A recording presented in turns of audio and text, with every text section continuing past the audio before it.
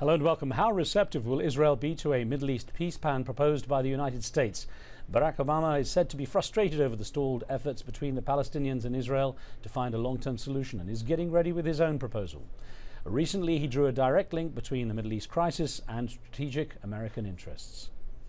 It is a vital national security interest of the United States to reduce these conflicts because whether we like it or not, we remain a dominant military superpower, and when conflicts break out, one way or another, we get pulled into them. And that ends up costing us significantly in terms of both blood and treasure.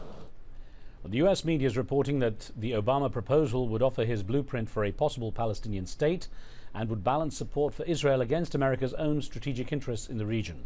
Last month, US Vice President Joe Biden criticized Israel after it announced new settlements in occupied East Jerusalem during his visit to that country.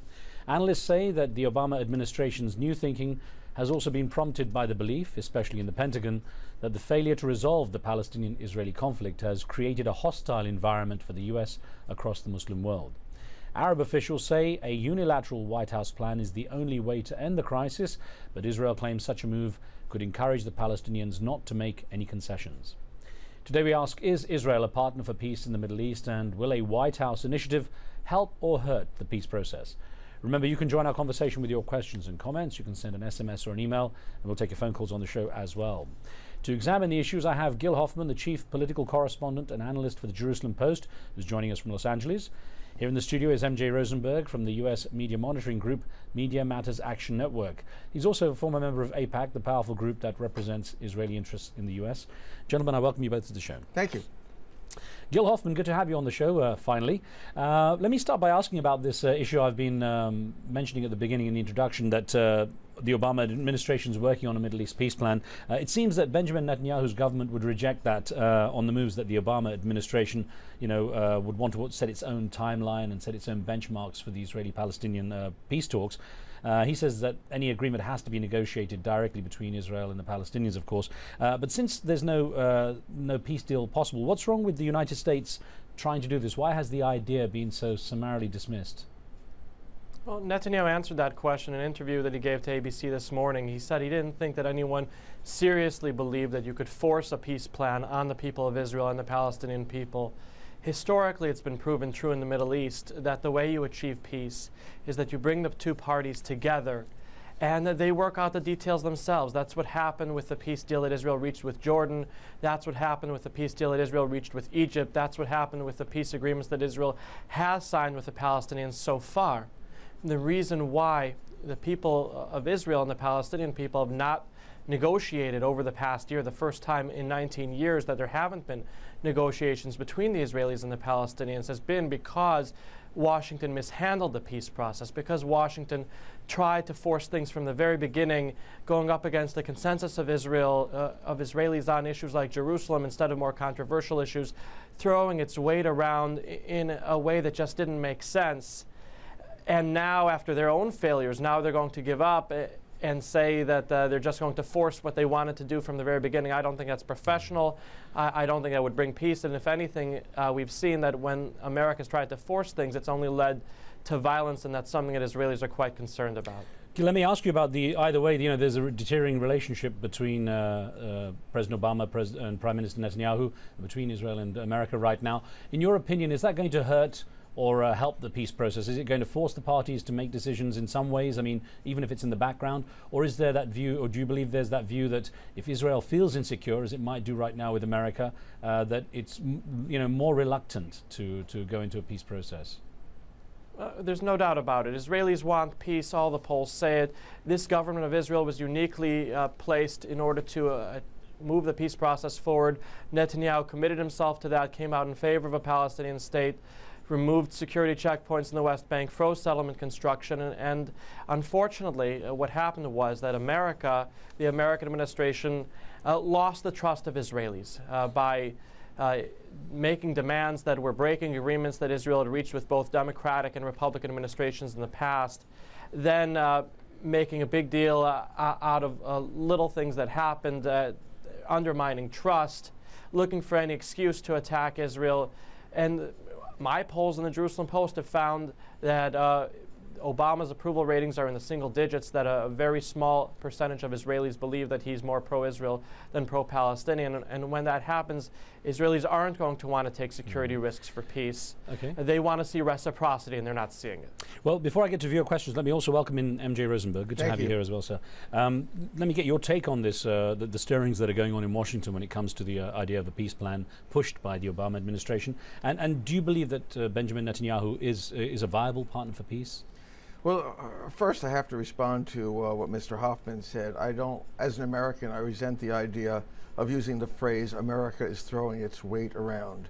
Israel is the largest recipient of U.S. foreign aid by far in the world. And everybody knows that if the banker owns the house and they call up and they say they want something, you really just can't ignore them and call them heavy-handed. And also, the United States is not proposing to impose a settlement. What Obama is talking about, and what he says, is he would put a plan on the table for both sides to negotiate over. The United States has never, and Barack Obama is not going to, say to the both sides, here's the plan, take it or leave it. He's saying, negotiate it, come up with an agreement. It's hard. It's hard when you're dealing with Netanyahu and the expansion of settlements. After all, the Palestinians rightly say, how can we negotiate over the West Bank at the same time that Israel is gobbling up the land for settlers? And that's why they haven't wanted to come to the table. Obama's idea is the best idea we've heard yet, and I hope he's going to go ahead and do it. Can he do a deal with, I mean, in the sense, can he facilitate a deal with Benjamin Netanyahu? I think he can. I think that all he has to do is, to use Mr. Hoffman uses the phrase, throw his weight around. I don't think that's what it is, but I think he just has to remind Israel and the Palestinians that we are the United States. We provide the aid that both parties need. I think if the President of the United States insists on his position, and remember, it doesn't matter what the Israeli community thinks about Obama, the American Jewish community, 68%, according to the latest poll, which was from the American Jewish Committee, supports Obama's position on the Middle East, not Netanyahu's. Obama's constituency, his Jewish constituency, are Jewish Americans. It's not Israelis. Okay. I'll get Gil Hoffman's response in a moment. Let's get a caller in here. We've got patiently waiting from the West Bank, Christoph, I think. Christoph, go ahead. Yes, thank you. I'm an American citizen living on the West Bank, and I can tell you any illusions I had when I came here that being American would get me any decent treatment from Israel were quickly out the window. It's quite the opposite. Essentially, they will tell you at checkpoints, your government works for us. We can do whatever we want. We don't need to respect you. The only way to solve this crisis is for the United States to tell Israel, we're not going to support you. Why should we give you billions of dollars for you to say no, no, no, no to everything we want you to do? When American politicians decide they work for their constituents and not for a foreign country, then a decent settlement will be able to be reached. All right, thank you for that point. Gil Hoffman, let's get a response. It seems the pressure's on. No doubt about it. First, I must stress that it was Netanyahu who went to Congress when he was prime minister the first time and began phasing out American aid. Military aid has stayed steady in part because it helps America. American military aid to Israel employs thousands of Americans in jobs and also advances America's interests around the world. Now, Mr. Rosenberg is coming from a place of the Israeli left wing and living in Israel. It's important for me to say that in Israel, the left wing is extremely frustrated with Obama. People who want the peace process to move forward are upset that Obama didn't say in his first meeting with Netanyahu back in May that the plan that Ehud Olmert offered the Palestinians, which was 100% of the land in the West Bank, thousands of Palestinians going into the final borders of the State of Israel as refugees, and Jerusalem becoming internationalized under the control of America, Israel, Jordan, the Palestinians, and Saudi Arabia. They're upset that Obama didn't say that that's now his plan. By insisting on Israel taking steps that were really breaking agreements with the Bush and Clinton administrations, not honoring the commitments that they made that Israel could build in the parts of the West Bank that are consensus areas that even Jimmy Carter said would be part of Israel. By not honoring those commitments, Israel didn't have to honor the commitments of previous administrations in Israel, and that's something that has prevented the peace process to move forward. really making the left in Israel very frustrated. I'll get to MJ Rosenberg in a moment with that. Let's get Talal on the line from Toronto. Go ahead.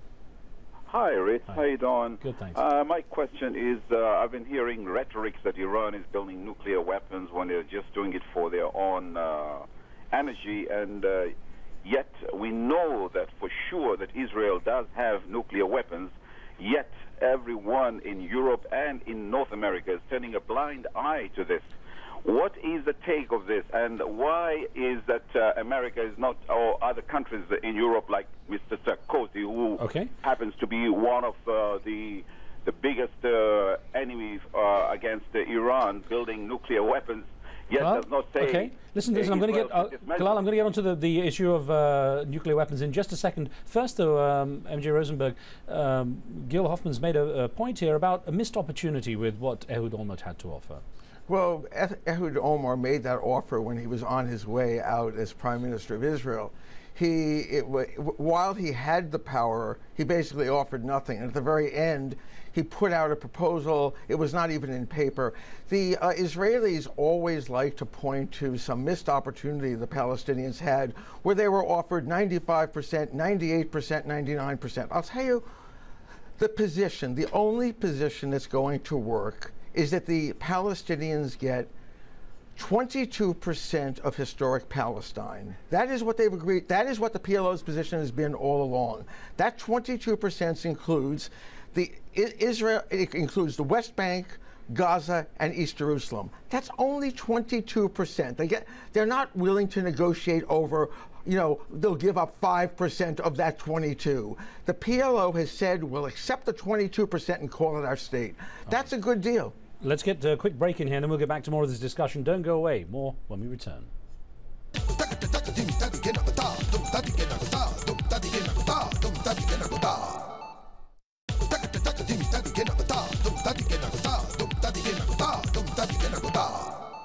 Welcome back. Is Israel really a partner for peace in the Middle East? Its commitment is being questioned by many in the Obama administration, who sees its policies in the occupied territories as increasingly counterproductive to finding peace in the region. With me for a discussion on the issues, I have Gil Hoffman, the chief political correspondent and analyst for the Jerusalem Post.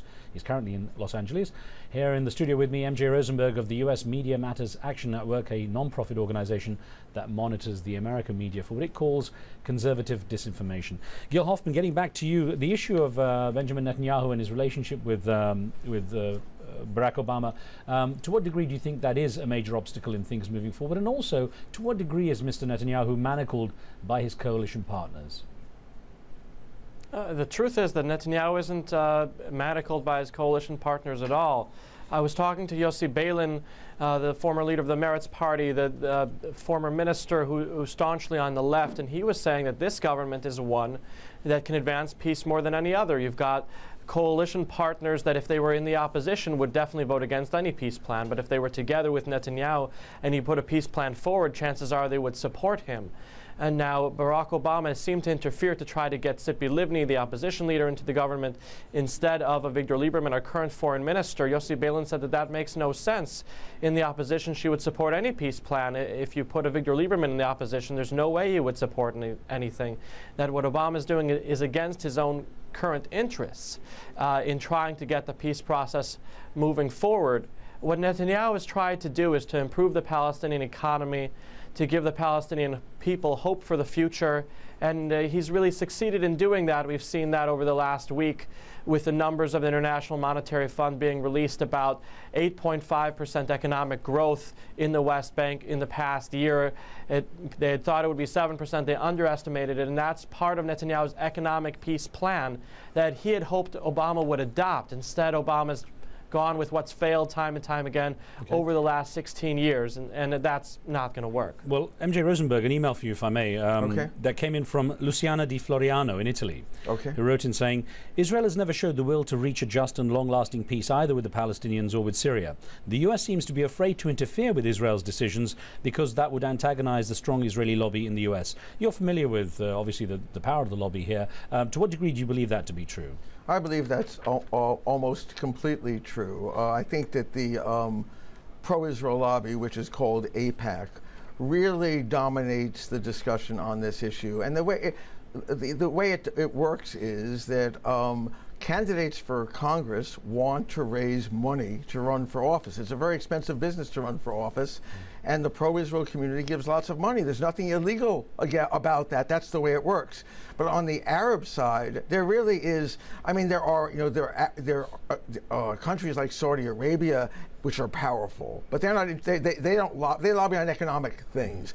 No one lobbies really strongly on the Palestinian issue. On the Israeli side, it's the third or fourth strongest lobby in the whole United States. That speaks of some failure on the Arab side to get together then. Well, I think it's getting a little bit better. I mean, the Arab side is, and in fact, it was in the New York Times today, the Obama administration is the first administration that actually is working with Arab Americans, meeting with Arab Americans, talking to them to get to hear their side. This is very alarming to the Israeli right, but for those of us, Jews, non-Jews, Arabs, whatever, who want peace, this is very good news that the United States is finally trying to be even-handed. Well, let's get a call in here from London. Asma, what would you like to add?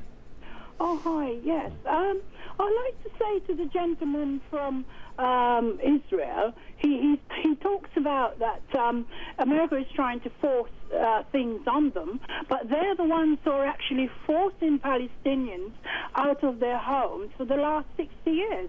How does he justify that now? The boot's on the other foot. Okay, and Gil, if I put that to you with a question we also got by email from Lawal Yahya, who says the settlements and the continued blockade prove to the world that Israel doesn't want peace with the Palestinians. I know you were saying that Benjamin Netanyahu's tried to prove some kind of economic improvement for the Palestinians, but essentially the settlements are a major issue, and it was a slap in the face for the Vice President, U.S. Vice President Joe Biden when he came over. I haven't seen any Israeli government forcing any Arab out of their home. I've seen only Israeli governments forcing Jews out of their homes. That happened in the Gaza Strip only a few years ago. I was there, and I saw 10,000 Jews lose their homes in an effort to reach out to the Palestinian people in order to allow Gaza to become a haven for the Palestinians, to show the world what a Palestinian state could look like, to serve as a model for an Israeli withdrawal from much of the West Bank. And instead it was used as a base for terror of Hamas and later Al-Qaeda coming in, firing rockets at Israeli civilians, 8,000 of them. And that is not the kind of thing that creates any trust with Israelis or would convince any Israeli to give up his home in the biblical heartland of the Jewish people that for a couple thousand years was called Judea and Samaria, and only recently has been called the West Bank because it's the West Bank of Jordan. There will be negotiations between the Israelis and the Palestinians. I don't know if it's going to have to wait until after an American administration that steps in every puddle, preventing the peace process from moving forward, or whether it's going to have to wait another 3 years. But there will be negotiations that chances are will create a Palestinian state. And unfortunately, because of the Palestinians' demands, that state won't have a single Jew in it. Okay. A lot of Jews are going to lose their homes, and no Arab is going to have to lose his home. And I don't know if that's fair, but that seems to be reality. MJ? Well, I just think it's ridiculous what Mr. Hoffman is saying. The Palestinian people were totally displaced after the creation of Israel in 48, again in 67. There certainly are opportunities to rectify that through negotiations. The Palestinians want the right to have their own state in West Bank and Gaza. But as far as the question of Jerusalem, East Jerusalem, Arab East Jerusalem, is now the home of hundreds of thousands of Jews. There is not a single Arab family living in Jewish West Jerusalem. In fact, they can't live there, and they're being denied their own housing permits to live in East Jerusalem. So I don't know where Mr. Hoffman gets his, well, it's not information, it's called hasbara. It's propaganda. What about the Hamas issue? I mean, of course, that's always been quoted as something that's a major issue here. Hamas rockets still coming out there. Do you think if Hamas was to completely stop firing into Israel that there could be some progress? Is that, or is it still going to be the same? I think it really, the first step, of course, is that Hamas has to stop completely use of rockets and violence against Israel. But I think you also, at the same time, the Palestinians have to be united.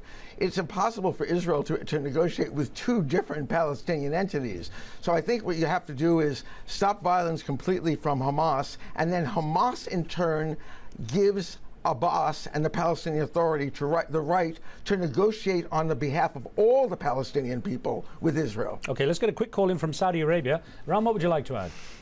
Yeah, actually, I just have a quick question. I mean, it's been 62 years and a lot of fighting, this, that, and the other.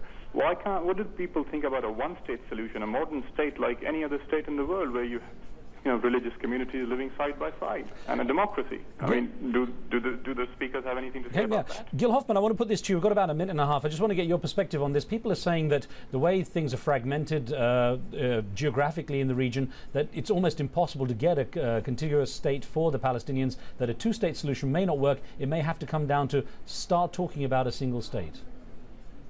The Israeli government offered the Palestinians a contiguous Palestinian state. Just a year ago, the negotiations would create a contiguous Palestinian state. There are 22 Arab states. There are 57 Muslim states. There's one Jewish state that the Jewish people need because the Jewish people have been threatened throughout history, and they've built a state over the last 62 years. This is running on Israeli Independence Day that has strived to be the light into the nations that its founders and its prophets set it out to be. They're leading the world in high tech and in so many different things, and I think that's something we can really all be proud of as Israelis. It's hard to have a single state for the Palestinians when you have walls and when you have blockades and areas that are isolated for the Palestinians. They can't actually flow between the two. There is eventually going to be a border, and they, just like Israel's removed 2/3 of the security checkpoints, allowing the Palestinian economy to blossom. That's going to happen eventually, and we can only hope that when the Palestinians do have their state, that they do build it up as a peaceful haven and don't use it to just try to attack what's left of Israel after Israel makes those concessions. Gil Hoffman, MJ Rosenberg, I thank you both for taking part in the debate. There's never enough time, but hopefully we'll get back to it. Thank you. Thanks for being with us. Now remember, you can watch a podcast of some of our past shows on iTunes. This week we're featuring an interview with a Nobel Prize winner, Muhammad Yunus, who developed the now established concept of giving unsecured loans to the poor. We examine if this kind of microcredit is really a way out of poverty. That's it for now from me and the team. We'll see you next time.